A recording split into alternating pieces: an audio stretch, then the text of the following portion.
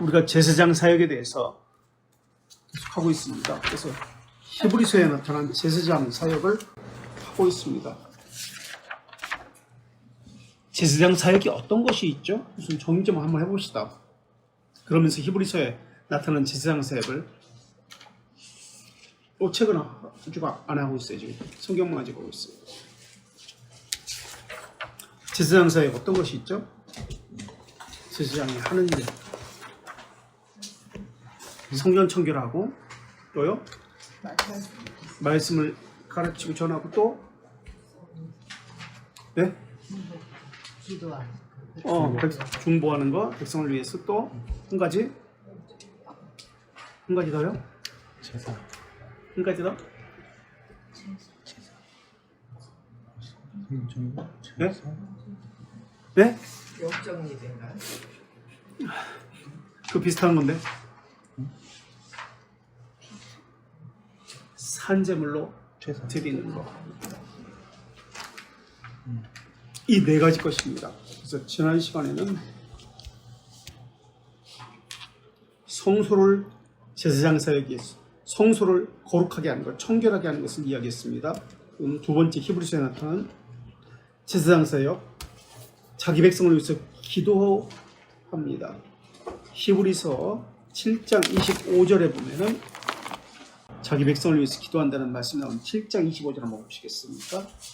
7장 25절. 7장 25절.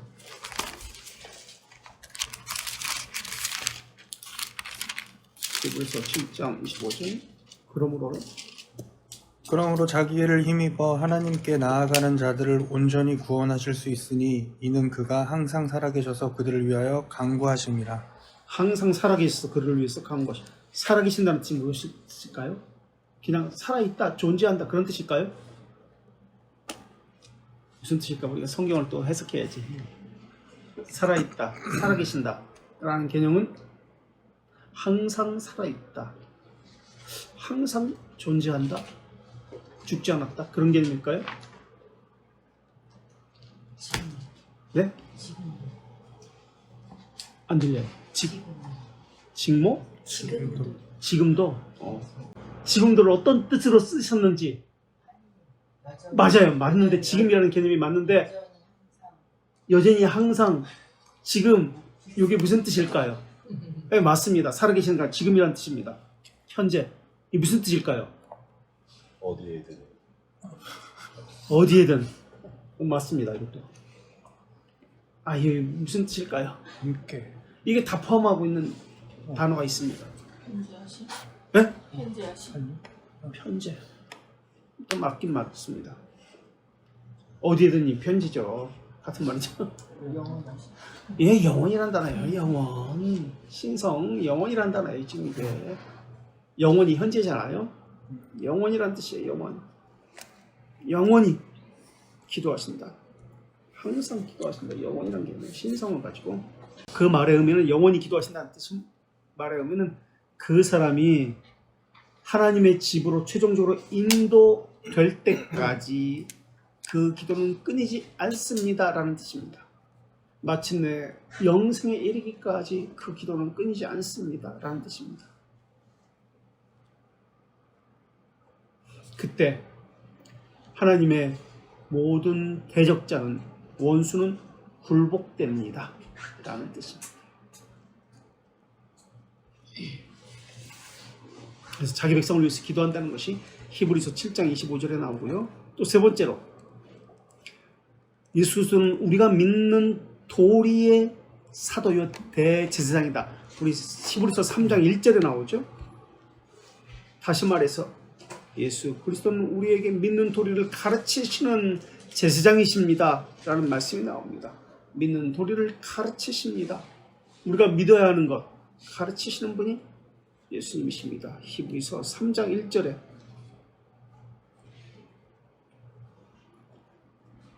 예수님의 제사장적 사역, 가르치는 사역입니다. 우리가 무엇을 믿어야 되는지 히브리서 2장 1절 또 그러므로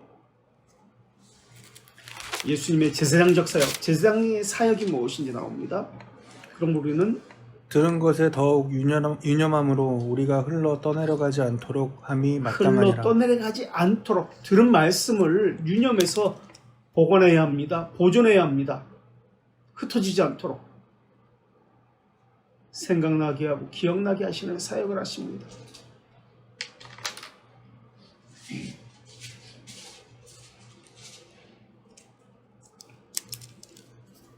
히브리서 너무 빠른가요?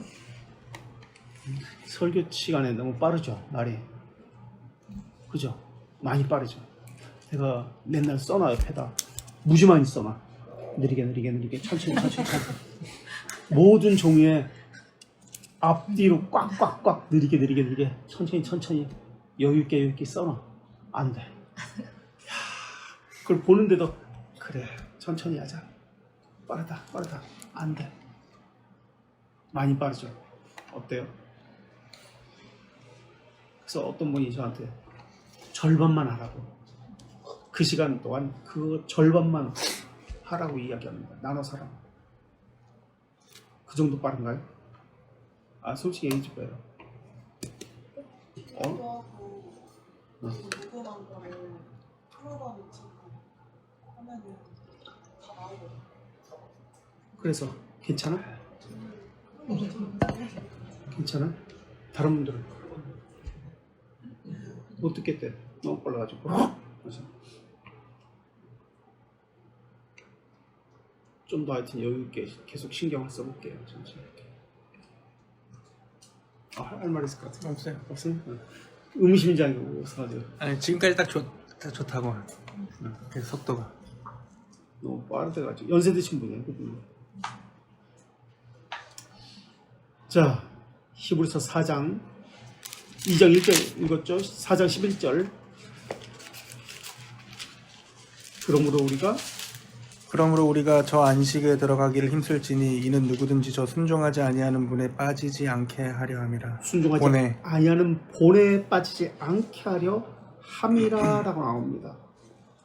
순종의 본을 보이신 분, 본을 보이셔서 가르치시는 것이죠. 지세상적 사역, 말씀을 가르치십니다라는 것을 이야기하고 있습니다. 히브리서 3장 7절도, 히브리서 3장 7절. 그러므로 성령이 이르신 바와 같이 오늘 너희가 그의 음성을 듣거든. 어디서만 듣던 거죠. 오늘 너희가 그의 음성을 듣거든 광야에서 시험하던 날에 거역하였던 것 같이 너희 마음을 완고하게 하지 말지어다. 이 말씀 우리 계속 하고 있는 것이죠. 시편에서 이 예수님의 제사장적 사역과 관련되어 있습니다. 보십시오. 말씀을 듣게 하시고 순종하게, 거역하지 않게 하시고 순종의 전달을 받은 자에게 순종하게 하시고 기도하게 하시고 말씀을 가르치는 사역을 지금 하게 하신다는 것을 이야기하고 있습니다. 이게 세 번째고요. 가르치시는 사역, 히브리서에 나타난 제사장의 사역, 가르치는 사역. 네 번째, 하나님 백성을 위해서 자신을 산 제물로 드리셨습니다.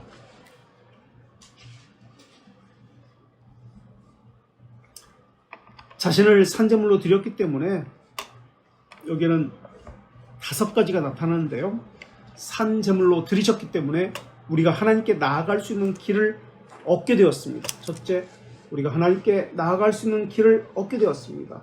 그분이 자신을 산 제물로 드리셨기 때문에 우리가 하나님께 나아가는 길을 얻게 되었습니다. 첫째.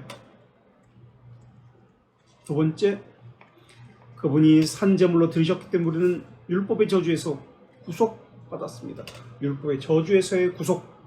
두 번째, 율법의 저주에서의 구속. 세 번째,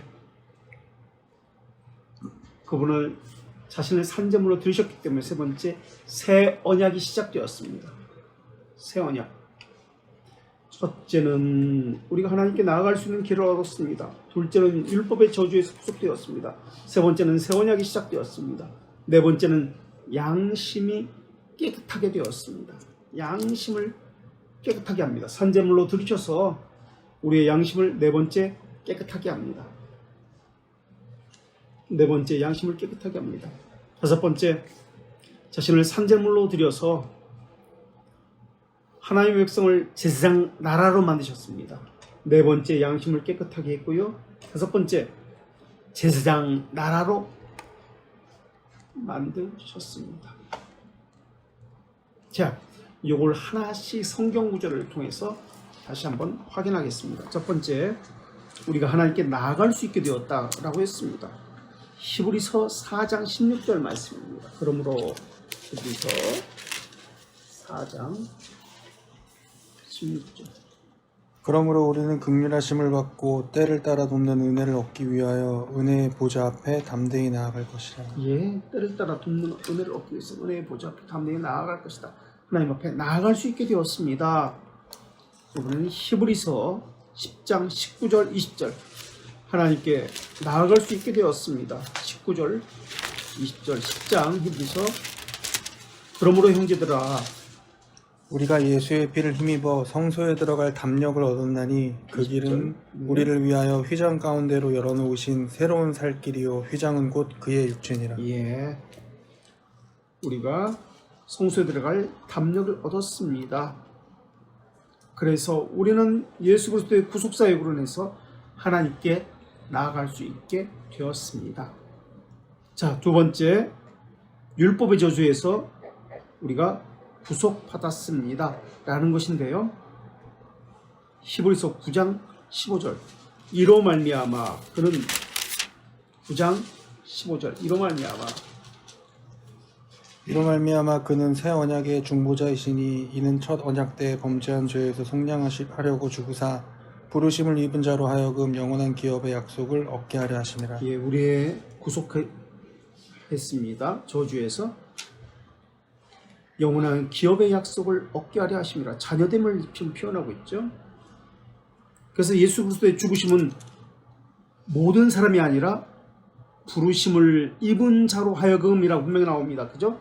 히브리서 9장 15절에 부르심을 입은 자로 하여금 모든 사람을 위해서 죽으신 것이 아니라 부르심을 입은 자를 위해서 죽으셨습니다. 부르심을 입은 모든 자를 위해서 죽으신 것입니다. 그들에게 영원한 기업의 약속을 주시기 위해서 죽으셨습니다.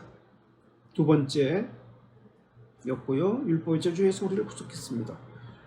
세 번째, 새 언약 시작되었습니다.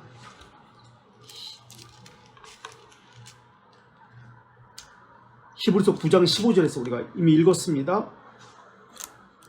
자기 죽으심은 율법의 저주를 끝내고 새 언약이 시작되었다는 것을 이야기합니다. 새 언약의 중보자이시니 라고 나옵니다.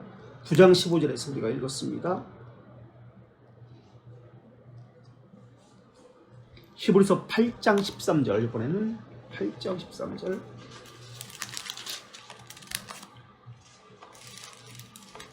새 언약이라 말씀하셨음에 첫 것은 낡아지게 하신 것이니 낡아지고 쇠하는 것은 없어져 가는 것이라 새 언약이라고 말씀하셨습니다. 8장 13절에서.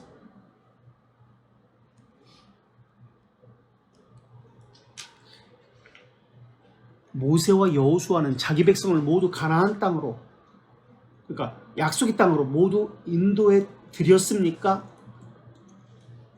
모세도 여호수아도 약속의 땅으로 자기 백성을 모두 인도해 드렸습니까? 아닙니다. 이에 반해서 예수님은 자기 백성을 모두 약속의 땅으로 인도해 드리십니다. 모세와 예수님의 차이가 여기 있습니다. 모세는 자기도 약속의 땅에 들어가지 못했어요. 멀리서 바라보기만 했지. 그렇다면 구원받지 못한 겁니까? 자, 히브리서 8장 12절.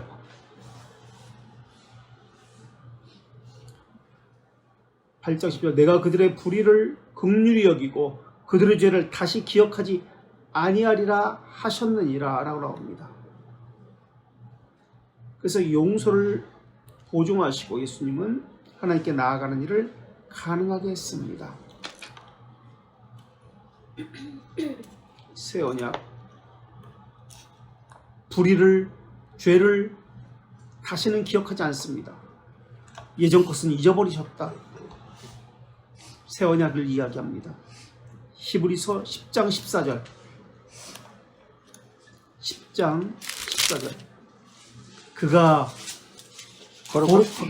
거룩하게 된 자들을 한 번의 제사로 영원히 온전하게 하셨느니라. 영원히 온전하게 하셨느니라. 거룩하게 된 자들을 영원히 온전하게 하셨습니다. 거룩, 온전히, 깨끗함.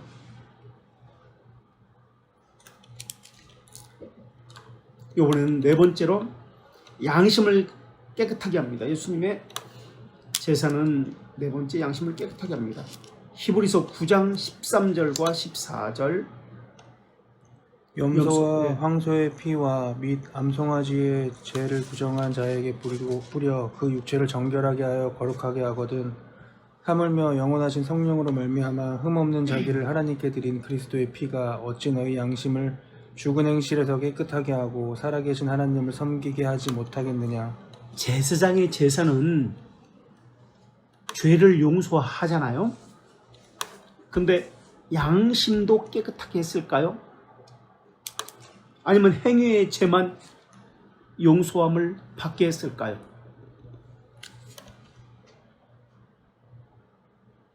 제사장의 제사도 제물을 드려서 죄들의 용서함을 선언했습니다. 제사장의 그 죄들의 용서는 모든 죄를 용서하는 것일까요? 양심까지 깨끗하게 하는 것일까요? 예수님은 지금 히브리서 9장 13절과 14절에 보면 양심까지, 지금 읽은 것처럼 양심까지 깨끗하게 했다라고 나옵니다.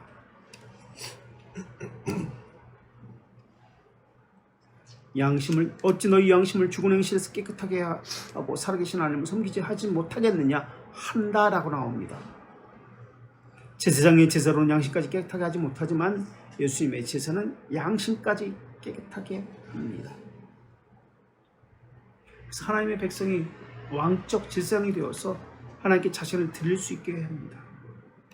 양심 많이 찔리시죠? 죄에 대해서 책망을 받으면 기억하세요. 예수 그리스도의 피는 양심까지 깨끗하게 하십니다. 이거 기억하세요.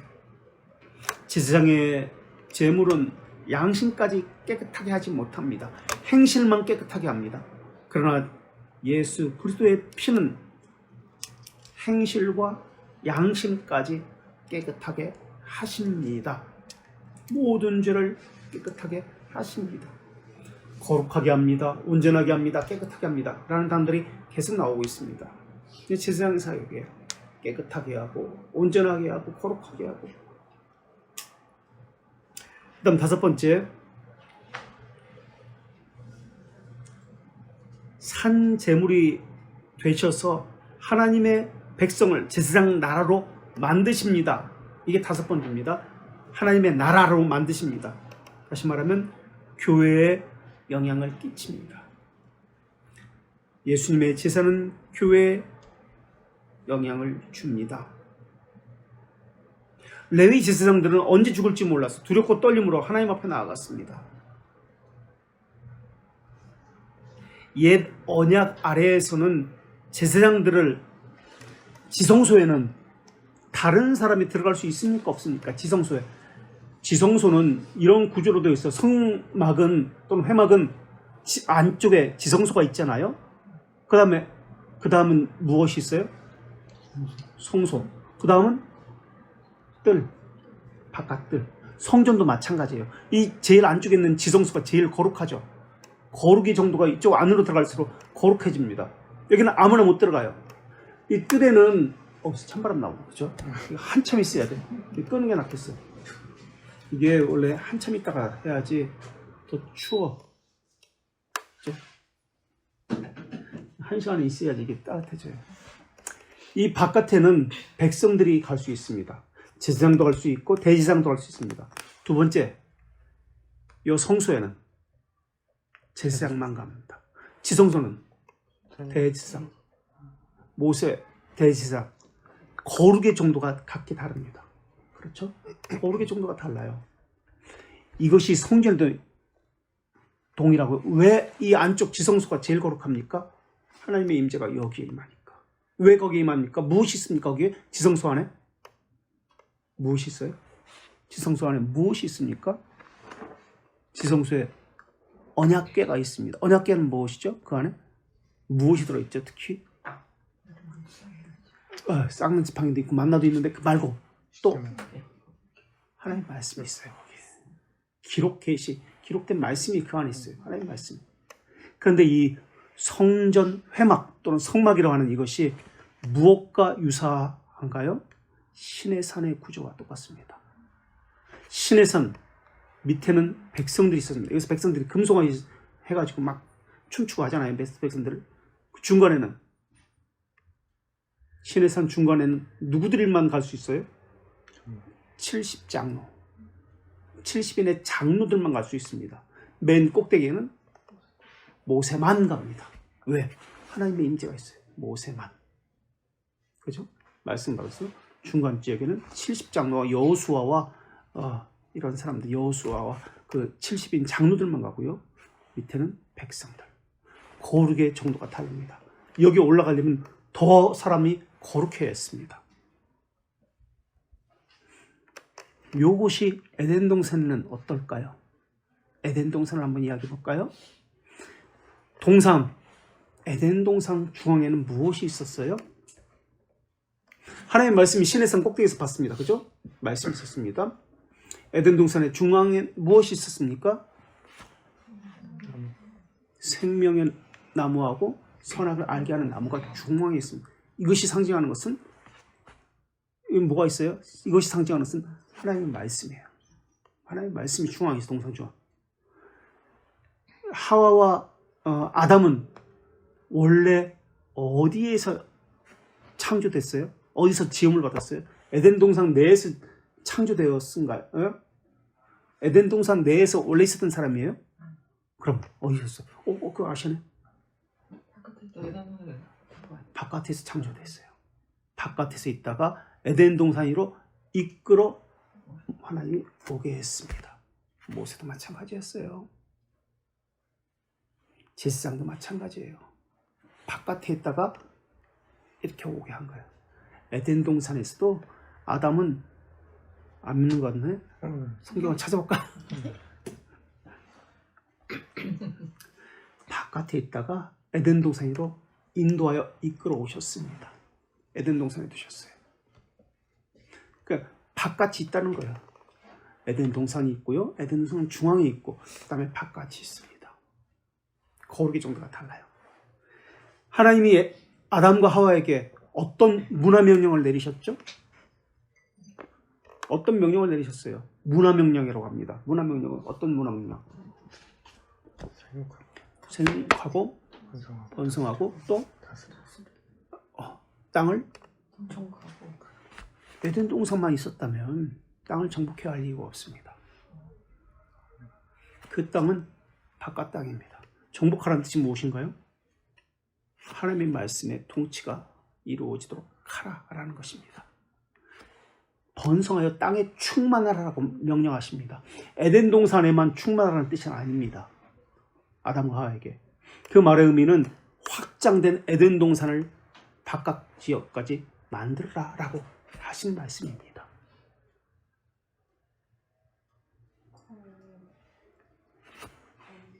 그러면은 아담과 하와 외에도 그런 이유가 있었다는 그런 뜻은 아닙니다. 아담과 하와가 계속해서 자녀를 낳을 거 아니에요. 그 지경을 넓혀서 하나님의 다스리는 지역을 하나님께 순종하는 그 지역으로 에덴 동산을 만들라. 더 바깥 지역까지 지경을 넓혀라. 그런 개념으로 이해하셔야 돼요. 그리고요. 물이 에덴 동산에서 흘러가서 네 강을 이룹니다. 물은 어떻게 흘러가나요? 밑에서 위로 흘러가나요? 그러면 위에서 아래로 흘러갑니다. 다시 말하면 에덴 동산은 강은 밑입니다. 에덴 동산은 어디에 있다? 산에 있다. 구조라는 개념이에요. 시내산의 구조, 에덴 동산의 구조, 성막의 구조 똑같습니다. 그리고 제사장으로 삼는 것도 똑같아요. 우리가 지난 시간에 모세에 대해서 했죠. 모세 처음에 사망에서 죽음에서 생명으로, 빛으로, 어둠에서 빛으로 왔다. 그리고 이스라엘 백성들도 동일하게 모세의 그 구원받는 과정과 동일하게 하나님을 만나서 이스라엘 백성도 그럽니다. 우리도 동일하게 신약에서도 예수님이 그 길을 거셨고 우리도 그 길을 따라서 우리 걷고 있다라고 했습니다. 그래서 외부에서 믿지 않는 우리를 들어와서 점점 거룩하게 해서 지성소로 데려가십니다. 동일한 구조예요. 그래서 이러한 구조가 지성소에는 대제사장만 들어갈 수 있습니다. 그런데 이것이 깨어집니다. 예수 그리스도로 인해서. 그리고 우리를 향해서 뭐라고 부르시냐? 왕적 제사장. 왕 같은 제사장. 왕 같은 제사장이라는 말은 왕, 제사장, 대제사장이라는 얘기예요. 제사장은 제사장 중에 우두머리잖아요. 그죠? 하나만 있는. 이 왕 같은 제사장은 대제사장이라는 개념이에요. 우리를 대제사장으로 불러서 지성소까지 들어가게 하신 거예요. 지성소로 들어가면은 하나님과 대면해서 하나님과 말씀을 나누는 이 사람들이 제사장입니다. 대제사장이에요. 그래서 우리는 하나님과 직접 말씀을 하나님과 교제하게 되는 거예요. 그래서 하나님께서는 하나님 나라의 백성을 모으십니다. 그래서 예수님께서 이 땅에서 대제사장으로 하셨던 일들을 그들에게 부여해서 왕 같은 제사장으로 그들에게 하게 하십니다. 그게 바로 교회입니다. 이해되시겠어요? 여기까지? 그래서 그들은 제사장으로서 하는 일이 무엇입니까? 하나님의 말씀을 듣고 하나님의 말씀을 거룩한 지성소에서 하나님의 말씀을 듣고 백성에게 전합니다. 가르칩니다. 이게 제사장이 하는 일이에요. 그리고 또 뭐 어떤 일이 한다고 했죠? 아까 자신을 산제물로 드립니다. 제사를 드립니다. 예배 드립니다. 그리고 이웃에게 같이 지체들에게 봉사합니다. 그 두 번째 산제물을 드립니다. 세 번째 성소를 청결하게 합니다. 이게 제사장이에요. 청결하게 한다는 것은 거룩과 부정. 여기도 세 가지 것이 있네요. 최고의 거룩이 있잖아요. 그 다음에 두 번째는 시내산의 최정상에는 거룩합니다. 두 번째 중간 부분에서는 정합니다. 세 번째는 부정합니다. 부정함, 정함, 거룩. 이 세 단계로 나와요. 사람이 거룩하고 그리고 동물도 먹을 수 있는 것, 정한 동물이 있고 부정한 동물이 있습니다. 이렇게 구분돼요. 자, 성전을 청결하게 하고요. 그래서 성전은 우리 자신을 이야기합니다. 예수님께서 성전이시고 우리도 성전입니다. 그래서 교회와 함께하는 지체들을 이야기합니다. 거룩함을 이루는 성화, 견인을 이야기합니다. 성전을 청결케 하고요. 또 대제사장은 제사장 사역이 네 번째 다른 지체를 위해서 교회를 위해서 기도합니다. 이것을 통해서 제사장 사역을 합니다. 이 신자예요. 그래서 이 제사장의 직무가 예배 가운데 그대로 드러납니다. 다 보십시오. 말씀을 듣고 말씀을 전합니다. 말씀 선포가 있습니다. 예배 순서 가운데 자신을 산제물로 드립니다. 헌상이 있습니다. 자신을 드리는 것 찬송이 있습니다. 성전을 청결하게 게 하는 것은 무엇이에요? 거룩한 것과 속된 것을 나눕니다. 거룩한 것을 잊게 하고 속된 것을 버립니다. 뭐예요? 예배 가운데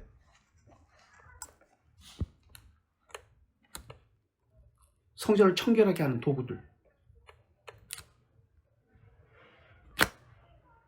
예배 가운데, 예배 순서 가운데. 에? 뭐라고? 크게. 성찬. 그렇죠. 자신을 분별하고 먹고 그러니까 성찬. 또 예배 가운데 관징과 성찬이 있습니다. 그리고 교회를 위해서 기도하는 것이 있습니다. 이 제사장 사역이 그대로 드러나잖아요. 신약의 예배 가운데. 이게 우리가 하는 거예요. 제사장의 사역입니다. 그래서 예배는 제사장 사역이 그대로 드러납니다. 그리고 우리의 삶에서도 제사장적 사역이 그대로 드러납니다.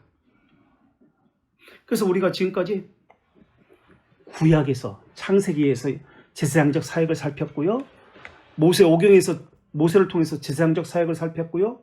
또 선지서에서 살폈고 사복음서에서 살폈고 서신서에서 살폈고 히브리서에서 살폈고 요한계시록에서 이제 제사장 사역을 살필 차례입니다. 혹시 여기까지 히브리서까지 구약의 신약의 전체를 요한계시록 빼고는 다 살폈습니다. 제사장적 사역을. 요한계시록도 마찬가지입니다. 이 네 가지 것을 가지고 계시록을 또 살피게 될 겁니다. 질문 없어요? 나누고 싶은 거? 자, 이번엔 요한계시록에 나타난 제사장 사역 직분을 살펴보겠습니다. 요한계시록에서 제사장직을 말하는 구절은 세 군데입니다. 요한계시록 1장 6절, 5장 9절에서 10절, 5장 9절에서 10절, 20장 6절, 요 세 군데인데요. 1장 6절부터 보겠습니다. 1장 6절, 5장 9절에서 10절, 20장 6절, 1장 6절부터 보겠습니다.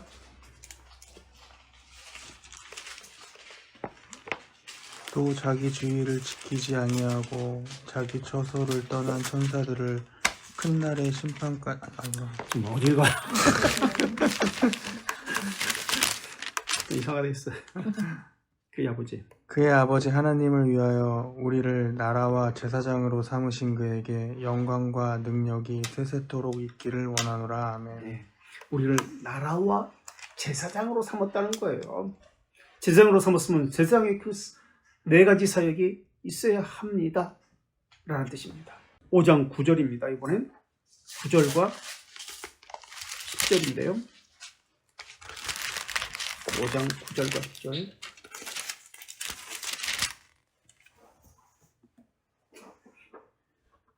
그들이 새 노래를 불러 이르되 두루마리를 가지시고 그 인봉을 떼기에 합당하시도다. 일찍이 죽임을 당하사 각 족속과 방언과 백성과 나라 가운데에서 사람들을 피로 사서 하나님께 드리시고 그들로 우리 하나님 앞에서 나라와 제사장들을 삼으셨으니 그들이 땅에서 왕 노릇하리로다 하더라. 예, 왕 같은 제사장이라 분명히 이야기하고 있죠. 산제물로 피로 사서 하나님께 드렸다라고 이야기합니다. 피로 사서 구해냈다는 얘기죠. 어둠에서 구원했고 죽음에서 사망에서 구원했다. 그래서 하나님께 드렸다. 어떻게 해서? 자기 백성을 대속해서 그들을 어떻게 예배자가 되게 했다. 예배자가 되겠다는 개념은 제사장적 사역을 한다는 뜻입니다. 제사장의 사역을 합니다. 예배라는 뜻이에요. 그래서 제사장이기 때문에 제사장으로서 큰 대제사장이신 예수 그리스도를 중심으로 예배를 드리게 합니다. 라는 말입니다. 모두가 예배하는 거 아닙니다. 예수 그리스도의 중심의 예배는 믿음으로 이긴 자에게 주시는 승리와 관련된 예배입니다. 구원에 낸 사망에서 있는 자가 하는 예배가 아닙니다. 이긴 자입니다. 승리한 자, 빛 가운데 있는 자, 생명 가운데 있는 자, 이긴 자에게 주시는 약속. 2장 7절 한번 보세요. 이긴 자가 주시는 약속이 무엇이? 2장 7절. 귀 있는 자는 성령이 교회들에게 하시는 말씀을 들을지어다. 이기는 그에게는 내가 하나님의 낙원에 있는 생명나무의 열매를 주어 먹게 하리라. 제사장으로서 자신의 사역을 다하고 이긴 자에게 주시는 상급이 생명나무의 열매를, 그러니까 영생이라는 개념이에요. 생명나무의 열매, 영생을 주신다. 그리고 2장 11절에 계속해서 이기는 자에게 귀 있는 자는 성령이 교회들에게 하시는 말씀을 들을지어다. 이기는 자는 둘째 사망의 해를 받지 아니하리라. 둘째 사망의 해를 받지 않습니다.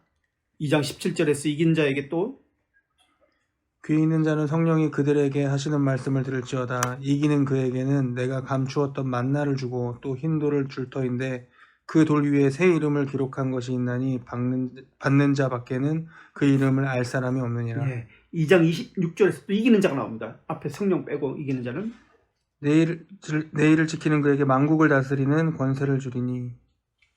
예, 이기는 자는 끝까지 자기 일을 지키는 자인데 지성적 사명을 끝까지 지키고 행하는 자에게 만국을 다스리는, 보십시오. 에덴 동산에서 있었던 아담에게 주어진 그 지성적 사역이 다스리는 것 그대로 다 요한계시록에도 있습니다. 왕적 제사장입니다. 그리고 3장 5절에 이기는 자에게는 3장 5절에 이기는 자에게는 이와 같이 흰옷을 입을 것이요 내가 그 이름을 생명책에서 결코 지우지 흰옷을 아니하고 입는다는 개념은 깨끗하다는 개념입니다. 죄가 없다는 개념이에요.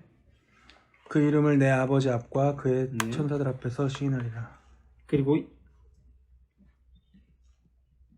3장 21절에 이기는 자에게는 내가 내 보좌에 함께 앉게 주기를 내가 이기고 아버지 보좌에 함께 앉은 것과 같이 하리라. 보좌에 함께 앉는다라는 것이 영광이라는 개념이기도 하고요. 또 중보라는 개념이기도 하지만 이게 완전한 지금 이게 승리이기 때문에 이래서 이러한 것들을 계시록 5장 10절에서 또 뭐라고 말씀하시는지 보세요. 그들로 우리 하나님 앞에서 나라와 제사장들을 삼으셨으니 나라와 제사장들로 삼으셨으니 그들이 땅에서 왕노릇 하리로다 하더라. 왕노릇 하리로다 하더라. 그래서 제사장 사역은 왕노릇 하는 것과 연결되어 있습니다. 이 하나님의 성전에서 행하는 것입니다. 계시록 1장 13절 한번 보세요. 1장 13절. 촛대 사이에 인자 같은 이가 발에 끌리는 옷을 입고 가슴에 금띠를 띠고. 이건 무슨 옷이에요? 발에 끌리는 옷을 입고 가슴에 금띠를 띠고. 제사장 옷이에요. 제사장 옷입니다. 촛대, 7촛대, 성막 안에 있는 지성소 안에 있는 그 촛대를 이야기합니다. 대제사장 옷을 입고 지금 사역을 하고 있습니다.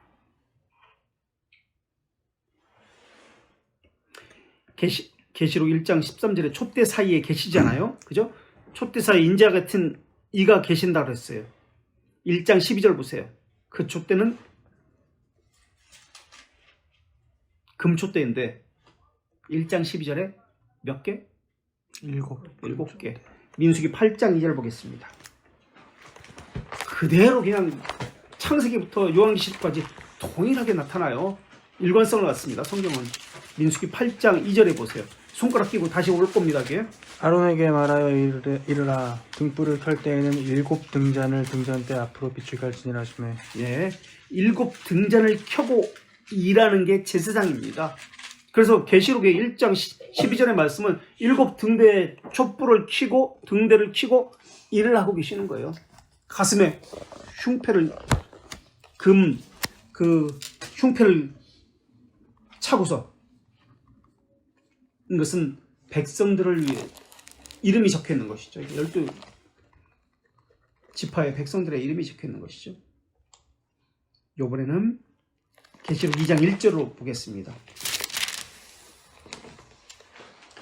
에베소 교회의 사자에게 편지하라. 오른손에 있는 7뼈를 붙잡고 7 금촛대 사이를 거니시는 이가 이르시되. 예, 대지성으로서 지금 일하고 계시는 거예요. 그래서 교회를 지키시고 보호하시는 거예요. 지금 이게 제사장이 하시는 일입니다. 대제사장이신 예수님께서 계시록 5장 9절에서 어떤 말씀인가? 5장 9절 10절에서는 그들이 새 노래를 불러 이르되 두루마리를 가지시고 그 인봉을 떼기 합당하시도다. 일찍이 죽임을 당하사 각 족속과 방언과 백성과 나라 가운데에서 사람들을 피로 사서 하나님께 드리시고 그들로 우리 하나님 앞에서 나라와 제사장들을 삼으셨으니 그들이 땅에서 왕노릇하리로다 하더라. 누가 지금 찬양하고 있죠? 예수 그리스도에 대해서 제사장으로 땅에서 하신 일에 대해서 어디에서 누가 찬양하고 있어요? 하늘에 있는 하나님의 백성들이 찬양하고 있어요. 예수님에 대해서. 예수님이 이 땅에서 행하신 그 제사장적 사역에 대해서 하늘에 있는 하나님의 백성들이 찬양하고 있습니다.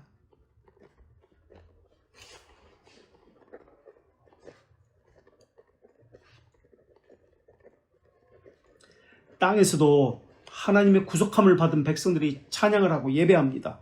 하지만 이들의 예배는 하늘의 예배와는 다릅니다. 이 땅에서의 예배는 전쟁을 의미합니다. 출애굽한 백성들이 홍해를 건넜습니다. 홍해를 건넌 것은 세례를 받았다고 이야기합니다. 세례를 받은 이후에 어떤 일이 있었습니까? 평안합니까? 예수 믿으면 잘 되고 모든 것이 복받고 모든 것이 잘 돼야 되는데 어떤 일이 있습니까? 그들의 삶은 전쟁의 연속입니다. 세례를 받았지만 매일 주시는 만나를 먹고 있지만 전쟁의 연속이 됩니다. 적들에 휩싸여 있습니다. 이 땅에서 전쟁하는 이들이 바로 제사장들의 모습입니다. 하나님 나라의 진정한 제사장입니다. 그들은 고난을 받습니다. 이사야 59장 17절 이사야 59장 17절에서 뭐라고 하는지 보십시오. 공의로 갑옷을 입으시고 구약에서 이 말씀이 에베소 6장으로 신자의 영적 전투를 그대로 그리고 있습니다. 59장 17절 공의를 갑옷으로 삼으시며 구원을 자기의 머리에 써서 투구로 삼으시며 보복을 속옷으로 삼으시며 열심을 입어 겉옷으로 삼으시고. 이게 지금 제사장의 옷입니다.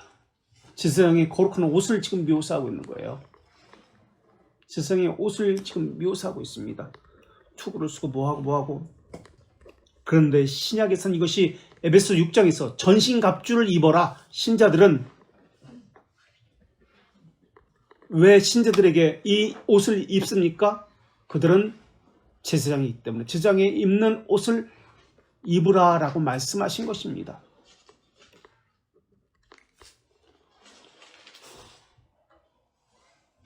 계시록 19장 14절 계시록 19장 14절 하늘에 있는 군대들이 희고 깨끗한 세마포 옷을 입고 백마를 타고 그를 따르니라. 하늘에 있는 군대들이 희고 깨끗한 세마포 옷을 입었습니다. 군대라고 표현합니다. 하늘에 있는 군대, 이들은 세마포 옷을 입었습니다. 하나님 백성은 하나님의 군대입니다.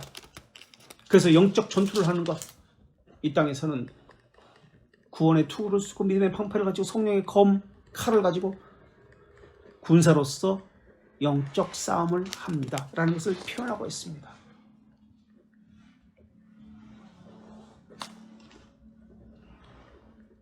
성경은 에덴 동산에서 창조로 시작하지만 제사장적 사역을 하는 아담과 하와를 창조함으로써 그 제사장적 사역이 요한계시록까지 쭉 이어집니다. 우리에게도 그것이 나타납니다. 그래서 예수 그리스도에게 연합된 자는 제사장적 삶을 살고 하나님께 예배하는 자입니다. 하나님께서는 제사장에게, 왕적 제사장에게 이런 명령을 내리셨는데요. 신명기 17장 18절에서 20절 왕 같은 제사장에게 이런 명령을 내리셨습니다. 신명기 17장 18절에서 20절 신명기 17장 18절에서 20절 그가 왕위에 오르거든 이 율법의 등사본 그가 왕위에 오르거든 이 율법서의 등사본을 레위 사람 제사장 앞에서 책에 기록하여 평생에 자기 옆에 두고 읽어 그의 하나님 여호와 경외하기를 배우며 이 율법의 모든 말과 이 규례를 지켜 행할 것이라. 그리하면 그의 마음이 그의 형제 위에 교만하지 아니하고 이 명령에서 떠나 좌로나 우로나 치우치지 아니하리니 이스라엘 중에서 그와 그의 자손이 왕위에 있는 날이 장구하리라. 이것은 여호수아에게도 주신 말씀이에요. 그러니까 왕의 통치와 제사장의 그 통치는 동일한 말씀으로 주어졌습니다. 제사장으로서 자신을 거룩하게 정결하게 하고요. 성전을 정결하게 합니다. 그리고 자신을 들여서 산제물로 드리게 합니다. 이것을 하는 방법은 말씀으로 자신을 다스리고 정결하게 하는 것입니다. 거룩한 말씀으로, 기도로 자신을 거룩하게 하는 것입니다. 그래서 구약은 그림자와 모형입니다. 왕적 제사장의 모습을 율법을 통해서, 히브리서를 통해서 이것이 다 그려지면서 지금 우리에게까지 오게 된 겁니다. 그래서 예수 그리스도께서 그 사역을, 왕적 제사장의 사역을 그의 신자와 교회에게 옮겨가게 부여했습니다. 그래서 교회는 이 왕적 제사장의 사역을 지금 하고 있습니다. 신자는 예배를 통해서 그것을 확인하고 있습니다. 제사장적 사역이 예배를 가운데 어떻게 드러나고 있는지. 그래서 요한계시록에서는 하늘 성소에서 예배하는 자들을 그리는데 이들은 이긴 자라고 불립니다. 그리고 예수님의 제사장적 사역을 하늘에서도 한다는 것을 그리고 있습니다. 그래서 하늘과 땅이 하나로 제사장적 사역으로 연결됩니다. 구약과 신약이 제사장적 사역으로 하나로 연결됩니다. 그래서 그 중심에는 왕적 제사장적 직무가 있습니다. 그리고 예배를 통해서 그 왕적 제사장의 직무가 그대로 선명하게 드러납니다.